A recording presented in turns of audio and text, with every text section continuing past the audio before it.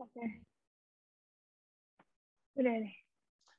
Oke, halo semuanya. Kembali lagi dengan channel Kak Mandala hari ini. Kakak kedatangan seorang yang adalah teman SD, SMP, dan SMA ya. Iya, Tapi SD-nya nggak betul. temenan. SD-nya musuhan.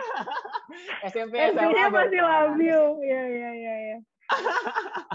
Oke, namanya adalah Dayu. Halo Dayu. Halo. Hai, boleh perkenalan dulu dong? Oke, nama aku Dayu. Em, Nama panjangnya panjang banget ya, Dayu Marina Clara Wijaswiti. Bisa panggil Dayu. Jadi kalau aku sendiri itu apply LPDP-nya itu sebenarnya udah 2 kali. Jadi sebelumnya pernah apply di tahun 2018. Itu prosesnya offline. Jadi semuanya prosesnya itu kita mesti datang ke tempat tesnya. Untuk tes waktu itu ada seperti SKD kalau CPNS gitu ya. Jadi kita mesti datang waktu itu ke kantor apa ya, jadi satu kantor gitu di Denpasar, aku lupa. Jadi waktu itu, nah itu semua prosesnya offline gitu. Nah sedangkan untuk yang tahun 2021 ini, aku ikut prosesnya yang uh, gelombang 1 tahap 2 gitu deh. Kalau nggak salah gelombang 1 tahap 2 itu yang nggak ada LOE. Jadi untuk peserta yang belum punya LOE gitu. Jadi untuk yang tahap 1 gelombang 1 itu yang udah punya LOE. Nah untuk yang tahap 2 gelombang 1 tahap 2 gitu, itu untuk yang belum punya LOE. Nah itu aku ikutnya yang itu, dan itu semua prosesnya online gitu. Jadi dari mulai daftar itu unggah berkas sampai proses tes yang biasanya dulu ada apa sih, tes kemampuan dasar itu juga online, sampai wawancara pun juga online gitu sih kemarin. Semua online. Oke, kalau boleh tahu nyarinya di univ mana? Sama jurusannya apa? Kalau yang aku masukin di formulir kemarin itu, yang pertama aku carinya di University of Melbourne. Itu aku pilihnya Master of Public Policy. Sebenarnya untuk 3 universitas itu aku pilihnya Master of Public Policy ya. Terus yang kedua itu aku pilihnya University of Auckland di New Zealand. Terus yang ketiga di Australia National University, itu di Australia juga. Astaga, mantap-mantap ya. Univnya gede-gede banget semua. Aduh, tapi nggak tahu Nah, nih tapi gimana. tapi mungkin aku ada pertanyaan sedikit yang out of the preparation, out of the script. Kenapa kok bisa tanpa LOE daftarnya? Jadi sebenarnya gini sih. Kemarin itu emang sengaja belum apply gitu. Kalau dari aku ya gitu. Karena aku sendiri masih lihat dulu kondisi bordernya Australia sama New Zealand kayak gimana gitu. Karena kemarin itu sempat ada kabar kalau memang ada pengumuman kalau bordernya Australia itu bakal dibuka di tahun 2021, tapi ternyata diperpanjang lagi, ditutup, dan diperpanjang lagi seperti itu kan. Nah jadinya aku belum memutuskan untuk daftar dulu gitu. Jadi aku mikirnya aku daftarnya bisa nanti, maksudnya masih tahun depan juga sih. Aku ada rencananya mau mulai intake-nya itu memang mulainya tahun depan gitu.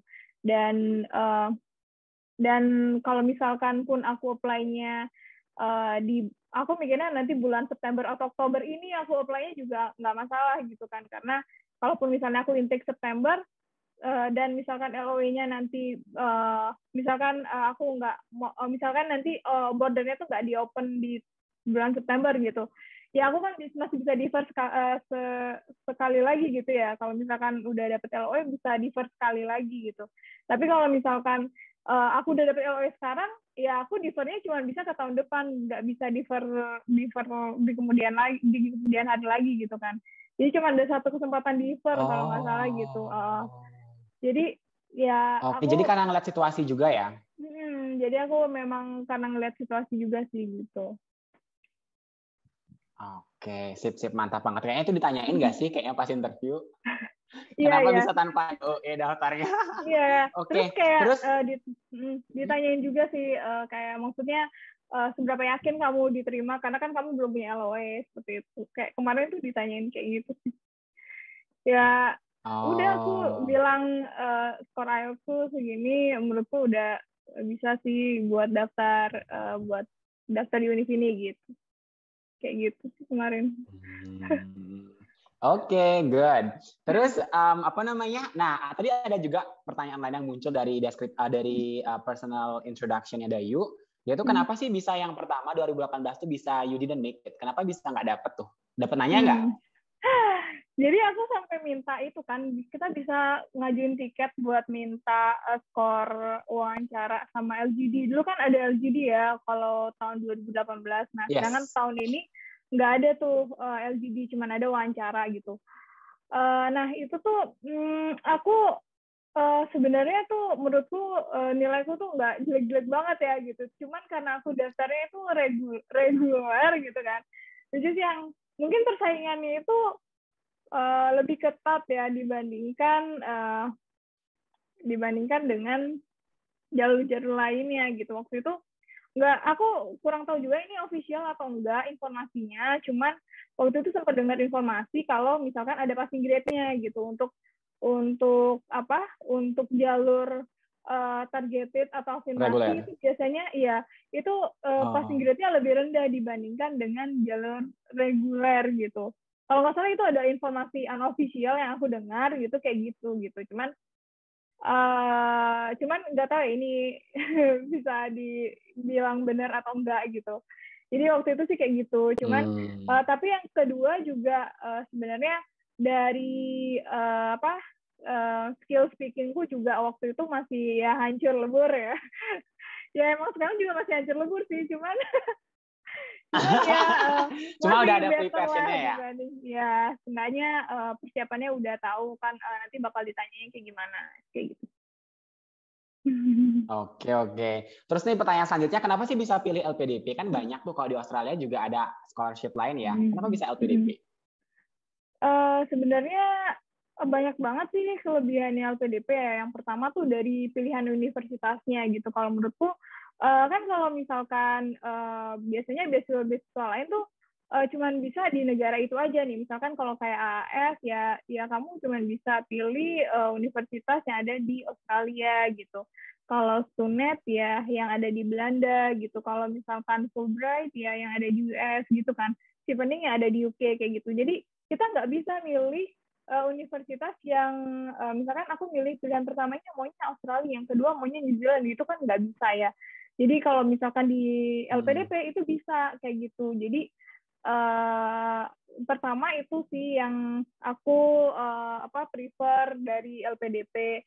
Nah yang kedua itu sebenarnya dari ini juga sih, kan aku dengar-dengar juga kalau dari LPDP itu ada persiapan keberangkatan gitu, yang maksudnya nanti kita bakal dikasih nih informasi-informasi tentang gimana sih nanti kita akan melaksanakan perkuliahan di sana dan segala macamnya untuk mempersiapkan diri kita sendiri gitu.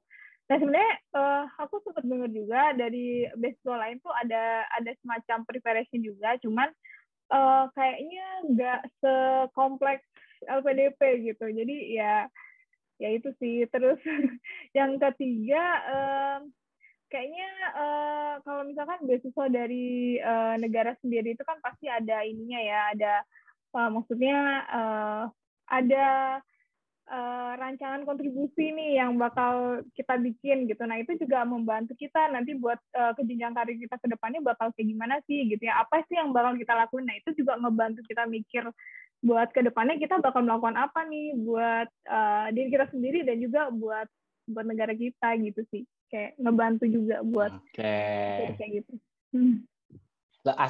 Intinya kayak lebih asik aja kita kayak dibiayai oleh negara sendiri ya mungkin ya. Iya, betul. Oke. Itu sih. Waktu wawancara pakai full bahasa Inggris ya Yu ya?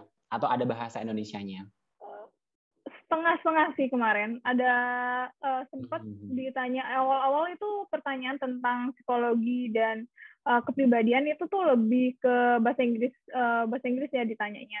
pakai bahasa Inggris gitu Mhm. maksudnya ditanyanya. Terus tapi 50% ke belakang karena ada beberapa istilah yang maksudnya ketika ditanya rencana kontribusi dan maksudnya studi yang nanti aku ambil dan juga rencana tesis ke depannya. Nah, itu tuh karena banyak istilah-istilah yang aku takut juga nanti ketika disampaikan misalkan menimbulkan kesalahpahaman. Jadi aku izin ke pewawancaranya aku pakai setengah bahasa Indonesia karena takutnya menimbulkan kesalahpahaman gitu sih kemarin.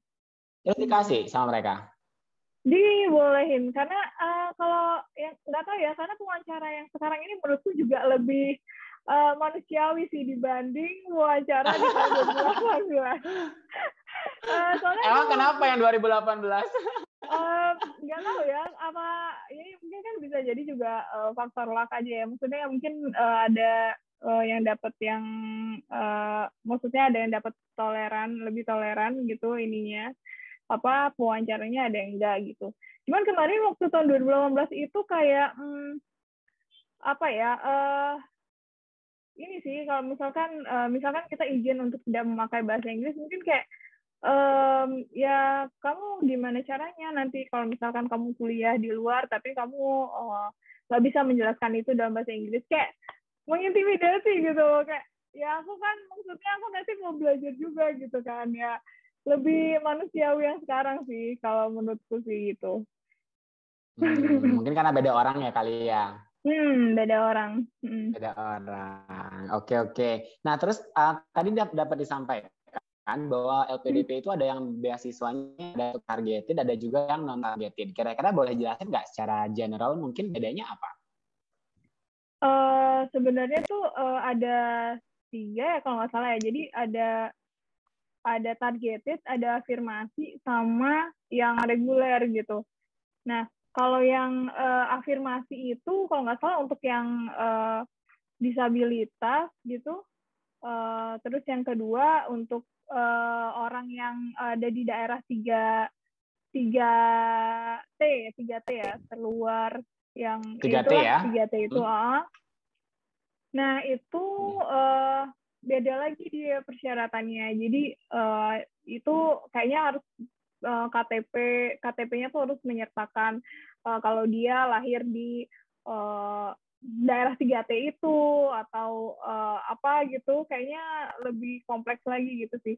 Nah, untuk yang targeted itu ada targeted kewirausahaan, kalau nggak salah itu ada targeted kewirausahaan, terus targeted PNS atau Polri gitu. Sama yang terakhir itu ada reguler ya, iya reguler. Itu sih. Nah, kalau bedanya, oke. Ya, kalau bedanya itu Gimana? Kalau dari persyaratan sih sebenarnya lebih ribet kalau yang targeted sama afirmasi ya, karena tadi yang aku bilang dia ada persyaratan-persyaratan yang harus membuktikan kalau kita itu memang cocok mendaftar lewat jalur tersebut gitu. Jadi kayak misalkan aku lewat targeted PNS harus ada surat izin dari eselon 2 di institusiku. Kalau misalkan aku memang direkomendasikan untuk bersekolah S2 dan juga mengambil mata kuliah X gitu. Jadi ya udah apa ya, kayak lebih kompleks gitulah ini pendaftarannya gitu. Nah, sedangkan kalau yang untuk reguler kan nggak ada tuh persyaratan seperti itu gitu. Ya, tapi ada ininya juga, ada kelebihannya juga. Jadi kalau misalkan targeted itu ada ini juga informasi unofficial ya, katanya chance-nya itu lebih tinggi dibandingkan kalau kita lewat jalur reguler gitu sih katanya. Gitu aja sih. Reguler ya. Oke. Kalau boleh tahu untuk yang targeted, oke. Kalau yang targeted itu kira-kira minimal IELTS-nya berapa? Targeted itu bentar ya, coba aku. Tapi kayaknya sama aja sih. Kalau dari IELTS itu 6,5 juga kalau tujuan luar negeri. Oh, 6,5 ya. Cuman kalau tujuan dalam negeri itu bedanya, kalau IELTS itu kayaknya tujuan dalam negeri sama tujuan luar negeri. Kalau tujuan dalam negeri itu dia bisa IELTS-nya 6, terus sama TOEFL ITP itu masih bisa dipakai. Itu juga batasnya kalau nggak salah 550 sih tetap. Cuman masih bisa pakai TOEFL ITP kalau yang dalam negeri. Tapi kalau yang luar negeri itu nggak boleh, harus pakai IELTS, TOEFL, IBT, dan sejenisnya. Itu sih. Oke. Nah, waktu Dayu tes itu, tesnya dibagi jadi 3 kan? Kalau nggak salah ada administrasi, substansi akademik dan kebangsaan ya? Dan terakhir wawancara ya? Oke. Kalau dari 3 step itu, menurut Dayu yang paling susah yang mana? Gimana ya? Susahnya itu setelah, kalau wawancara itu susah di persiapannya sih kalau menurutku. Wawancara. Menurutku kayak gitu, karena kan kita nggak bisa nebak ya. Maksudnya nanti pertanyaannya akan mengarah kemana nih gitu. Maksudnya kan ini Yes. kalau metode wawancara LPDP itu menurutku lebih kayak snowballing gitu. Jadi kita jawab apa, dan dari jawaban kita akan muncul pertanyaan lagi dari mereka gitu, dan kita jawab, dan selanjutnya muncul lagi pertanyaan dari jawaban kita itu gitu. Jadi kayak pertanyaan itu tergantung kita jawabnya apa, dan nanti mereka akan nanyanya sesuai jawaban dari kita itu gitu. Jadi kayak kita harus bisa mengekspektasikan apa yang kira-kira muncul pertanyaan dari jawaban kita, kayak gitu sih, lebih kayak gitu. Oke. Terus dari pertanyaan yang disampaikan pada saat wawancara, ada nggak sih pertanyaan yang Dayu nggak jawab? Lebih ke mana ya? Lebih ke kayak misalkan ada satu pertanyaan waktu itu ditanyanya tentang area of improvement gitu kan waktu itu. Cuman waktu itu kayak jadi waktu itu kayak aku nanya lagi sih ke pewawancaranya. Jadi maksudnya apa sih yang maksudnya area of improvement ke depannya, atau gimana gitu. Jadi aku waktu itu karena agak ngeblank dikit gitu, jadi aku lebih ke nanya maksudnya pertanyaannya seperti ini nggak maksudnya gitu. Jadi kayak lebih memastikan lagi pertanyaannya tuh maksud dari pewawancaranya mau nanya seperti ini nggak gitu. Kayak gitu sih. Cuman kalau yang nggak kejawab sih kayaknya nggak ada ya. Kayaknya semuanya Nggak ada ya, terjawab. semua kejawab ya. Oke, area of improvement itu yang tadi itu maksudnya apakah dari segi bidang yang mau ditekuni nanti dari S2 atau dari segi personality-nya Dayu atau gimana? Nah, itu kemarin aku tanyain ke pewawancaranya itu, maksudnya apakah dari segi bidangnya atau dari segi personality gitu kan. Nah, terus yang ternyata yang mau diinginkan itu waktu itu dari segi personality. Jadi menurut aku sendiri apa sih hal yang bisa aku tingkatkan ke depannya gitu sih. Tapi ya gitu aja sih paling yang aku ingat ya. Karena udah Oke.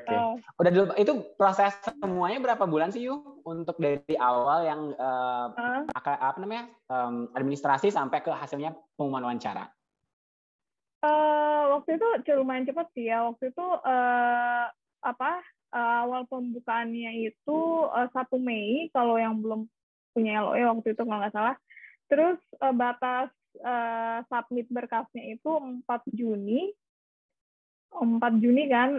Terus setelah itu pengumuman lulus administrasi atau enggak itu di bulan akhir Juni kalau nggak salah. Setelah itu dikasih tahu nih, disuruh sering update di akun LPDP-nya, nanti dilihat kapan tes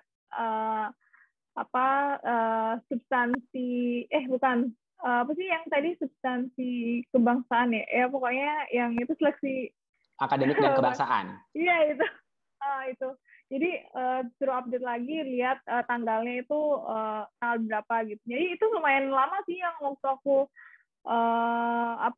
lihat terus kan akunku buat lihat tanggal berapa dapatnya gitu.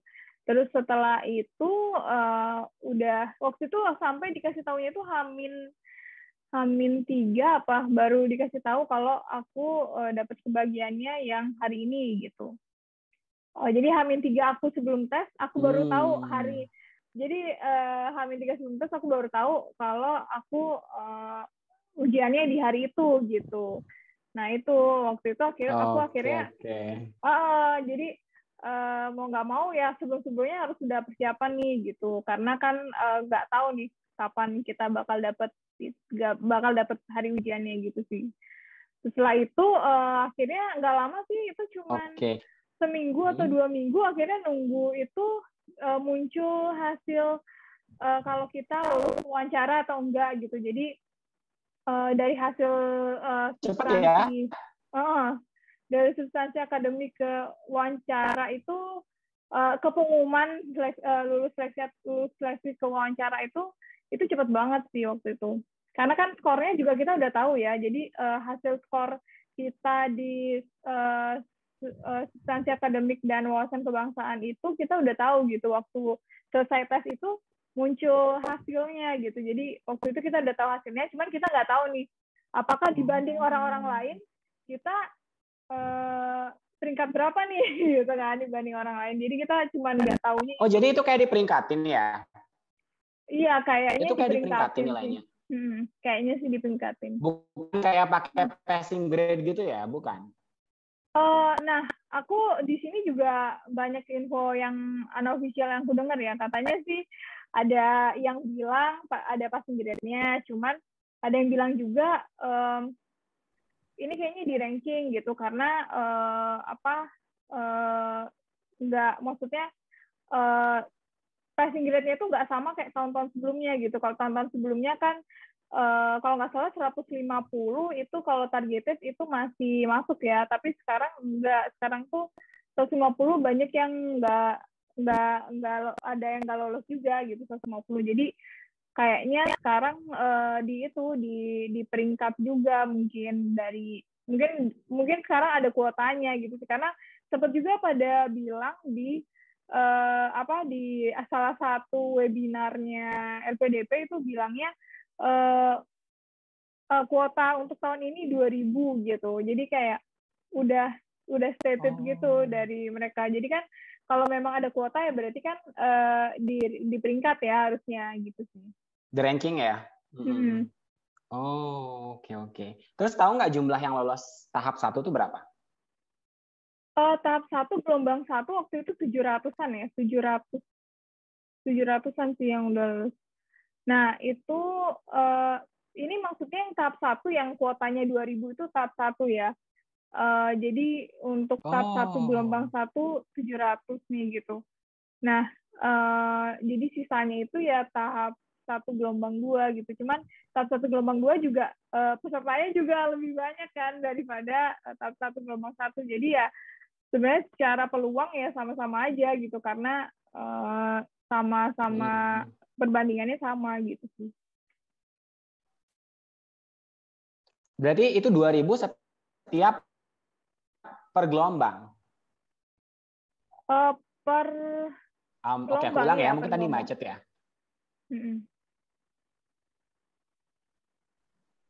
Oke, jadi kalau dalam 1 tahun ada 2 gelombang, berarti itu totalnya 4.000 ya? Iya, harusnya gitu sih. Cuman ini aku nggak tahu juga ya, itu kan orang lain yang ikut webinarnya, cuman ya dari informasinya. Iya, benar-benar gitu. Ya.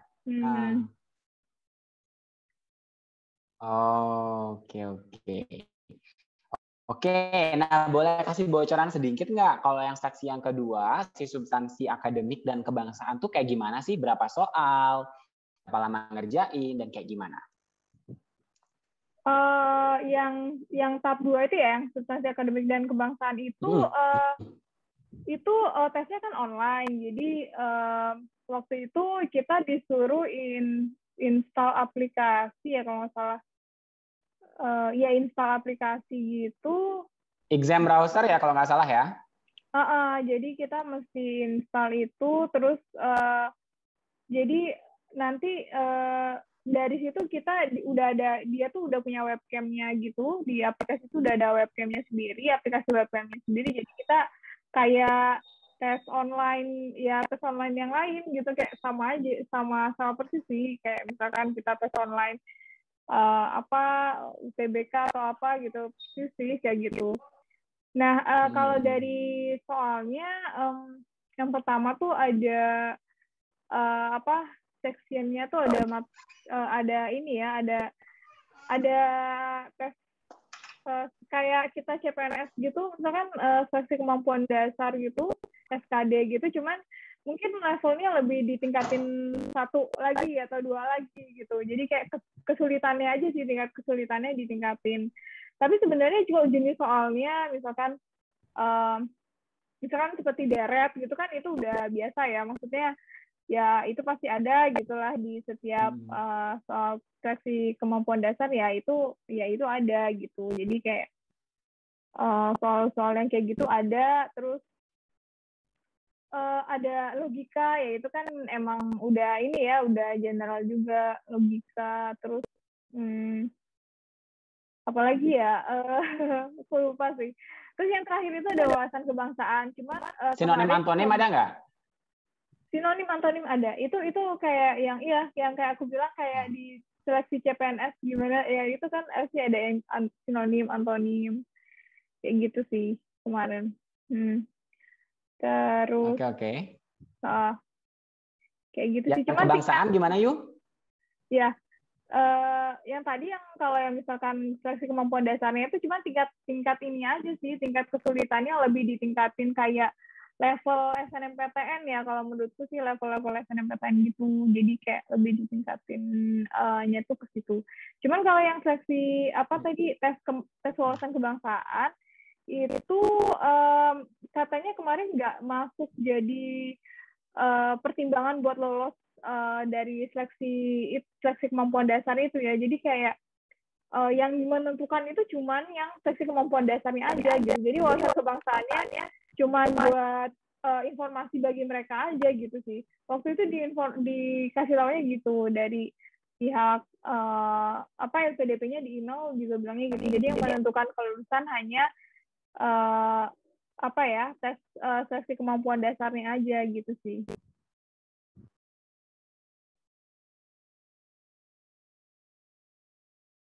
Oke. Mungkin itu untuk bahan mereka juga pas interview kali ya, pas wawancara ya. Untuk yang wawasan kebangsaan ya mungkin ya. Oke. Nah, Dayu ada ingat? Halo? Nggak, beberapa mungkin ada yang aku belum persiapin. Halo, kedengeran nggak? Iya, kedengeran. Gimana?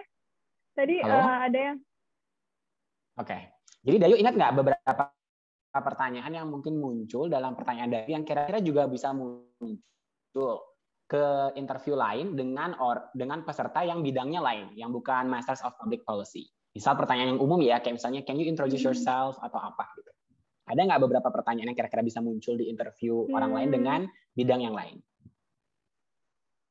Iya, kalau pertanyaan umumnya tuh sebenarnya hampir sama ya, kayak misalkan kalau kita googling tuh pertanyaan interview LPDP tuh apa sih gitu ya. Jadi yang kemarin ditanyain ke aku juga ya kayak gitu. Kayak ya kita dan apapun yang kita tulis di formulir itu ditanya sih. Jadi itu yang aku suka dari seleksi kemarin yang tahun ini gitu. Jadi apapun yang kita tulis di formulir itu ditanya, kayak misalkan kita nulis kita punya prestasi apa di situ, di mana di formulir itu pasti ditanya. Terus yang pertama yang pasti yang itu kan, yang kita bisa perkenalkan diri nggak gitu. Terus yang kedua bisa ya itu sih kayak bisa jelaskan lagi apa yang udah kamu tulis di formulir ini. Misalkan mereka merasa kurang jelasnya di bagian mana, itu ya itu ditanyain itu sih kemarin.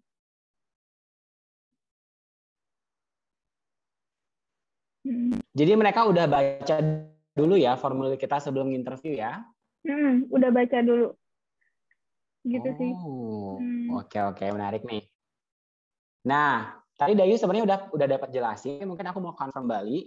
LPDP itu sebenarnya bisa defer maksimal 1 kali aja ya? Kalau defer yang itunya aku belum tahu banget ya. Kalau misalkan defer maksudnya defer setelah 18 bulan kan itu peraturannya 18 bulan ya. Kalau misalkan kita dari pengumuman kita lulus 18 bulan harus sudah menyetorkan LOE dan juga menandatangani SP gitu kan.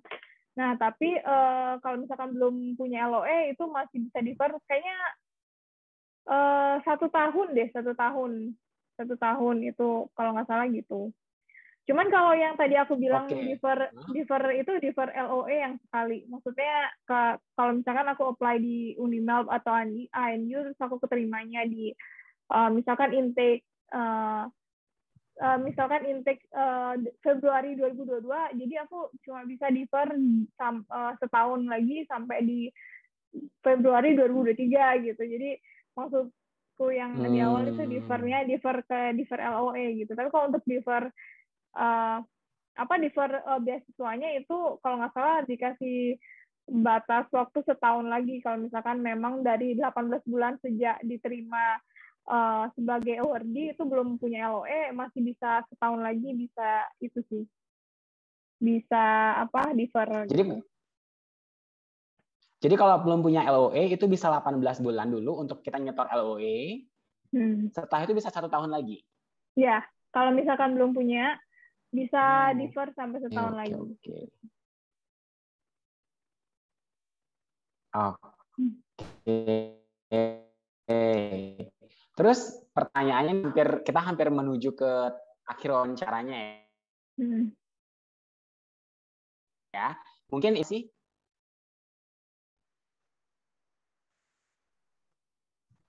kedengeran nggak? Nggak kedengeran, sorry. Gimana ya? Oke, aku ulang ya. Jadi challenge-nya apa? Waktu seleksi online itu apa? Kalau dari aku sendiri sih karena aku udah pernah yang offline, jadi aku malah ngerasa lebih mudah gitu sih yang di online ya. Sebenarnya lebih mudah gitu dari segi kita persiapan dan juga misalnya kita nggak perlu datang ke tempat itu gitu dan izin juga ya, karena kan kalau misalkan apalagi buat orang yang kerja gitu kan mesti izin buat tes wawancara, buat tes seleksi kompetensi dasar dan segala macamnya, itu kan kayak bakal banyak menghabiskan waktu lah gitu. Tapi kalau misalkan online kan nggak perlu kayak gitu. Cuman ini sih challenge-nya ya harus punya koneksi internet yang bagus. Nah, sedangkan kalau di sini kan di tempatku ini di NTT ini jarang banget ya ada tempat yang internetnya tuh bagus gitu. Kalau misalkan di hotel pun kemarin aku kan jadi kebetulan waktu interview itu lagi ada tugas pemeriksaan. Nah itu aku lagi di hotel di NTT, tapi tetap aja sinyalnya tuh kayak jelek banget. Terus aku mesti keluar dari Zoom terus masuk lagi gitu sampai aku udah jadinya tuh kayak pesimis gitu, maksudnya nih bakal terima nggak ya, udah bikin kesel pewawancaranya nih, karena kan pewawancaranya jadi kayak menghabiskan waktu gitu buat nungguin aku masuk lagi ke ruang Zoom-nya gitu, kayak gitu. Jadi tantangannya tuh mesti cari jaringan wifi yang kenceng gitu, tetapi ya nggak bisa harus ada di ruangan sendiri ya, jadi tetap di ruangan yang kita nggak ada orang lain gitu di dalamnya gitu sih. Jadi itu susahnya sih kemarin, challenge-nya itu. Jadi nyari kalau aku ya, karena aku di daerah yang kayak gini nih, tinggal gitu yang sih. Sinyalnya kurang bagus ya. Oke. Nah, yang terakhir nih Yu, untuk orang-orang yang mau daftar LPDP nanti, ada pesan nggak atau ada tips nggak yang mau disampaikan? Kalau menurutku tipsnya lebih ke kayak dari mempersiapkan formulir itu sih, karena untuk aku sendiri kemarin dari pengalamanku semua yang ada di formulir itu benar-benar ditanya dan juga kalau misalkan ada jawaban yang nggak sesuai sama formulir itu kayak ditanya lagi ini, tapi kamu tulisnya di formulir kayak gini, apa gimana, maksudnya justifikasi kamu gimana gitu, kayak dan jadinya kita harus benar-benar mikirin dari waktu nulis formulir itu udah benar-benar dipikirin baik-baik itu apa ininya apa, maksudnya tujuan studi kita apa, terus kontribusi kita nantinya apa gitu. Jadi bisa apa ya, linknya tuh ada gitu dari apa masalah yang kan kita disuruh, kalau nggak salah disuruh ceritain ya kontribusinya. Sebelum ceritain kontribusi kita harus ceritain dulu nih masalah urgen yang ada di sekitar kamu apa gitu.